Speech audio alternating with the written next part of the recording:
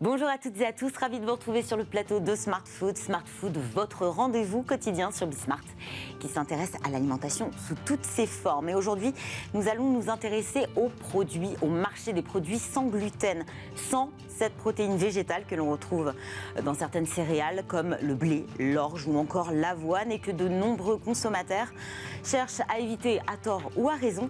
Alors, loin de se contenter des petites épiceries spécialisées de leur début, les produits sans gluten ont désormais conquis les restaurants, les sites de e-commerce. Ils ont même franchi les portes des grandes surfaces. Jusqu'où ira le sans gluten? C'est la question que je vais poser aujourd'hui à mes deux invités. Bonjour à tous les deux.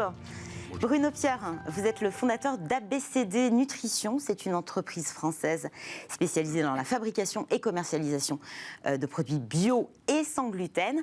À vos côtés, Cécile Glaise, bonjour. Bonjour. Vous êtes la fondatrice de Because Gus. Gus, c'est votre chat d'ailleurs.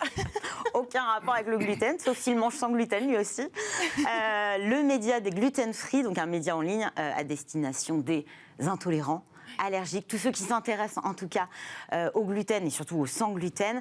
Actualité, conseils, recettes, j'imagine, et peut-être bon plan restaurant, où est-ce qu'on peut aller déjeuner en toute sécurité, j'ai envie de dire. On va commencer par la base. Le gluten, qu'est-ce que c'est exactement? Je parlais de protéines végétales, mais c'est quoi le gluten? En fait, c'est une fraction de protéines qui est dans le blé. Et en fait, quand on met de l'eau avec ces protéines, ça forme le gluten. Et du coup, il y en a dans le blé, qui est la principale céréale qu'on consomme, l'orge, vous l'avez dit, le seigle, l'épeautre, le petit épeautre, enfin voilà, il y a plusieurs céréales qui en contiennent. Et voilà. Et du coup, il y a plein de gens qui ne le digèrent pas pour diverses raisons. Et en fait, on a par exemple les cœliaques qui, eux, sont atteints d'une maladie auto-immune et qui ne doivent absolument pas consommer de gluten. Donc pour eux, le régime, c'est sans gluten à vie. Ces restrictions, c'est le traitement, en fait. Et c'est pour ça que d'ailleurs, il y a une petite étiquette sur les produits qui fait qu'on peut se faire rembourser une partie du prix des produits sans gluten. donc ça par la sécurité sociale, Voilà. on a une partie, mais en tout cas uniquement ceux qui ont été diagnostiqués. Et voilà, il faut être diagnostiqué et il faut être cœliaque pour ça. Donc c'est comme pour les médicaments.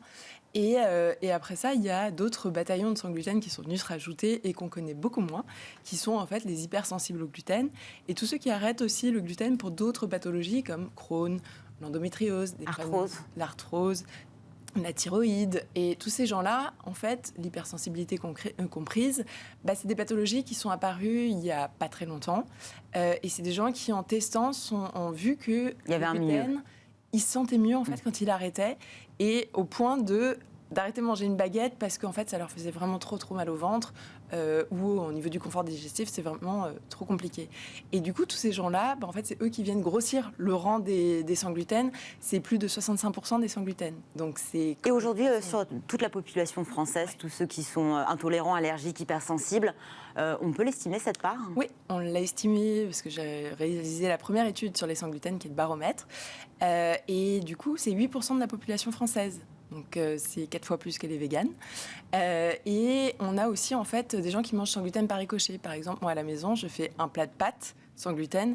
Et donc mon conjoint mange aussi des pâtes sans gluten. Même si lui n'est pas sans gluten, il va manger à l'extérieur sans gluten. Sinon, il faut préparer 2 plats différents. Voilà. Ce qui est une logistique aussi. Dans les familles, oui, effectivement. Finalement, tout le monde se met au régime sans gluten. Voilà, dans 75%, d'après le baromètre, dans 75% des familles, on fait un plat commun. Et dans 25% des familles, c'est une personne qui mange à part son plat sans gluten.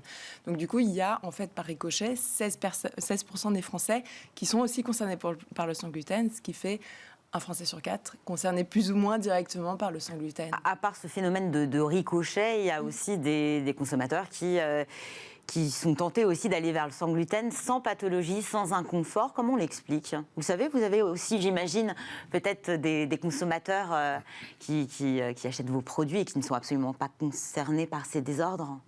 Oui, alors nous, on a même créé ce marché il y a 30 ans, donc c'est un marché effectivement très récent. Vous étiez pionnier. Oui, on est les premiers à faire des produits sans gluten. On a démarré à créer les circuits de distribution. Vous l'avez dit, maintenant toute la distribution est sur le sans gluten.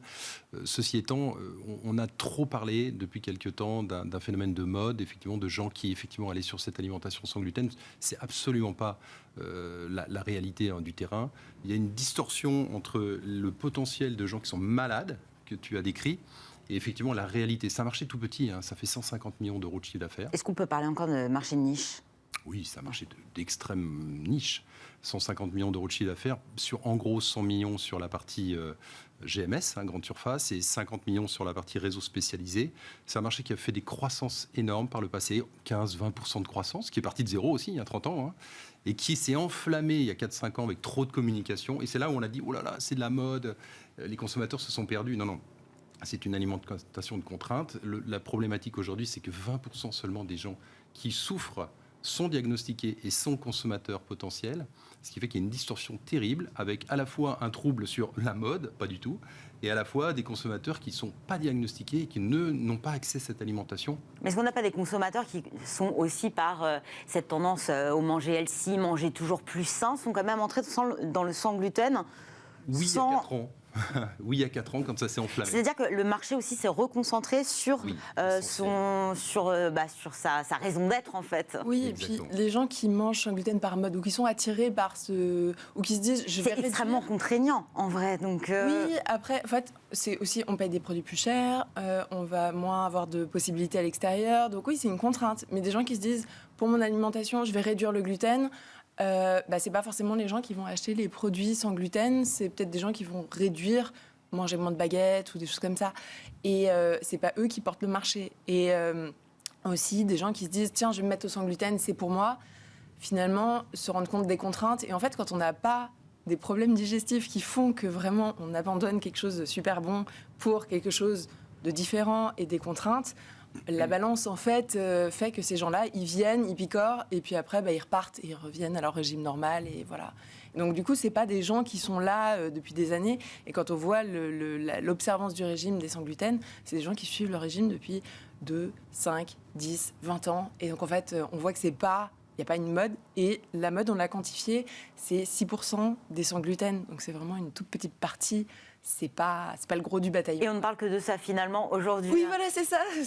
Alors au début, pour l'apparition des premiers produits sans gluten, c'est il y a une trentaine d'années, voilà. C'est ça, en France, vraiment limité. Je ne sais pas par quoi vous avez commencé, par le pain, oui. Les pâtes. Oui, on a commencé. C'était quand même assez conscrit finalement. Il y a eu beaucoup d'innovation derrière. Oui. Alors il y a eu énormément d'innovation en 30 ans. D'abord, on a commencé par des produits qui étaient frais parce qu'on ne savait pas les conserver. Donc avec des circuits de distribution qui étaient très courts, on ne savait que livrer directement le consommateur. Les circuits de distribution n'existaient pas. Et au fur et à mesure où les circuits se sont ouverts, les produits ont gagné en maturité, ont gagné en durée de vie. Et les batailles des temps présents, c'est toujours plus de clean label. Donc des produits de plus en plus, non seulement sans gluten, mais sains, avec des listes d'ingrédients très courts. Bio. Pour certaines marques, notamment la nôtre, notre marque en réseau spécialisé étant Céliane et Naten en grande distribution. Et puis la bataille continue sur toujours et de la gourmandise en parallèle de tout ça, avec en ce moment la particularité, c'est que des ingrédients très spécifiques liés au sans gluten, très naturels, sont en tension, parce qu'effectivement il y a une tension sur les matières premières. Et effectivement, la bataille des mois qui viennent, c'est de sécuriser les filières pour qu'on puisse continuer à fabriquer, pour, même si on l'a dit tout à l'heure, tout le monde n'est pas diagnostiqué, tout le monde n'a pas accès à cette alimentation, sécuriser ceux qui en ont besoin, parce que c'est vraiment un besoin, quoi. Vous parliez du prix un peu plus tôt. Comment on explique que ce soit beaucoup plus cher des produits sans gluten? Est-ce que l'inflation impacte aussi le marché du sans gluten actuellement? Alors, pourquoi plus cher? Il y a plein de raisons. La première, c'est que c'est des produits beaucoup plus techniques à fabriquer. Alors, on va expliquer que quand même le gluten, ça permet de donner du liant, du moelleux. Donc, en fait, finalement, on parle d'orge, d'épeautre, de blé, mais on le retrouve dans 70% des produits issus de l'industrie agroalimentaire. Justement pour leurs caractéristiques que je viens de citer. Donc, faire sans, ça demande... Oui, ça demande ça demande des lignes très spécifiques, une R&D très spécifique, des usines dédiées, c'est-à-dire que dans la même usine, vous avez des volumes à fabriquer ou pas, l'usine, il faut la payer. Et c'est des petites séries, on a parlé de la taille du marché tout à l'heure, et tout est comme ça, c'est-à-dire que tout est en micro-série. On ne pourra jamais faire du volume qui permettra de faire descendre les prix.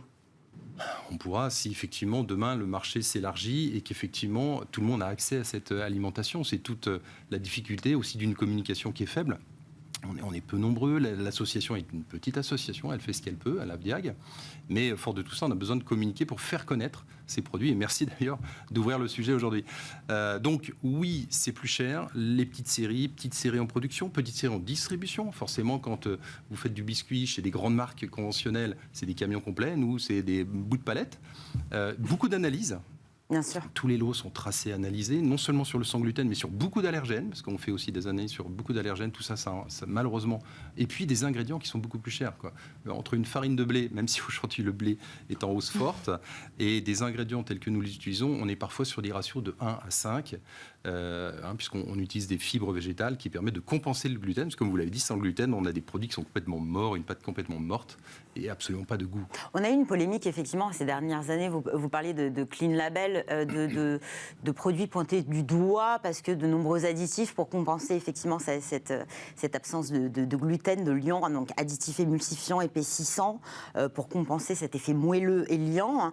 Est-ce qu'on peut se passer de tout ça malgré tout? Est-ce que l'innovation va aussi vers des étiquettes qui sont raccourcies? Bien sûr. Alors d'abord, à l'époque de ce débat, c'était il y a 3-4 ans, c'était un peu à charge déjà, puisqu'effectivement, la croissance du gluten a inquiété des lobbies un peu avec gluten, chargés en gluten. Du gluten, on en met partout, vous l'avez rappelé, dans des zones de produits dont on ne devrait pas, parce qu'il y a tout un business du gluten. Donc on en met dans des sauces, dans des plats cuisinés. Et on n'en a pas conscience. Non. Par contre, effectivement, sur le plan industriel, ça permet de capter de l'humidité, ça permet de gagner en rentabilité. Bref, les travers parfois de ce genre de process. Donc oui, ça a été suralimenté. Oui, on fait nettement mieux chaque année. Vous l'avez dit, même les marques sont souvent bio. Et on a diminué. C'est là où a d'ailleurs porté l'effort de la R&D depuis maintenant des années. Donc on est sur des produits très clean. Par contre, il y aura toujours plus d'ingrédients puisqu'on remplace la farine de blé souvent par plusieurs farines. Donc vous avez du sarrasin. Donc rien que là, vous avez 3 au lieu de 1. Du riz, du sarrasin, de la quinoa, etc. Est-ce qu'un régime sans gluten reste aujourd'hui le parcours du combattant? On a plus de produits, on va aussi davantage vers plus de transparence, avec des étiquettes réduites, mais aussi qui informent davantage le consommateur. Ça reste compliqué aujourd'hui de se prémunir du gluten? Alors, par rapport à il y a 30 ans ou il y a 20 ans, c'est beaucoup plus simple, ça c'est clair, il n'y a pas photo. Même ces 10 dernières années, en fait, ça s'est beaucoup amélioré. Déjà, on a une réglementation européenne qui indique les allergènes en gras. Et ça, c'est quand même cool parce qu'au dos des étiquettes, on le voit assez rapidement. Bien sûr, on a des applications, si vraiment on a la flemme de lire, on scanne, on voit. Donc, c'est vraiment beaucoup plus facile. On a aussi maintenant les produits qui sont beaucoup plus disponibles en supermarché. N'importe quelle supérette de proximité va avoir au moins une référence de pâte, de pain, quelque chose pour dépanner. Et du coup, on peut déjà trouver les essentiels à droite à gauche. Après, si on cherche de qualité, il faut bien sûr avoir plus de choix. Et donc, on va aller dans plusieurs magasins pour trouver la référence, tout ça. Ça, c'est toujours le parcours du combattant des sans gluten. Au niveau, ce qui est le plus compliqué, en fait, c'est quand on mange à l'extérieur. Et c'est là où on manque. La restauration traditionnelle, peut-être même collective, c'est pas encore mis au diapason. Ouais, alors que pourtant la même réglementation s'applique. C'est encore compliqué aujourd'hui d'avoir la liste des allergènes, de savoir ou de pouvoir demander est-ce qu'on peut avoir un plat sans gluten adapté, d'être pris en considération. Et je pense qu'il y a encore cet a priori sur les sans gluten, où on veut faire un régime, où on veut manger plus sain, mais pour aucune raison. Et du coup, les sans gluten ne sont pas pris au sérieux. Et pour 98% des cœliaques, ils disent « je ne vais plus au restaurant parce que je ne suis pas pris au sérieux ». Et pourtant, les restaurateurs ont besoin de consommateurs. Donc voilà, c'est quelque chose qui est un petit peu dommage, parce qu'en Italie, en Allemagne... D'autres pays sont beaucoup plus ouverts. D'autres pays sont ouverts et font un. Et il est temps que ça change. Voilà. Merci à tous les deux, Bruno Pierre, Cécile Glaise. Merci à vous de nous avoir suivis. On se retrouve demain pour un nouveau Smart Food. Passez une excellente journée sur Bismart, bien sûr.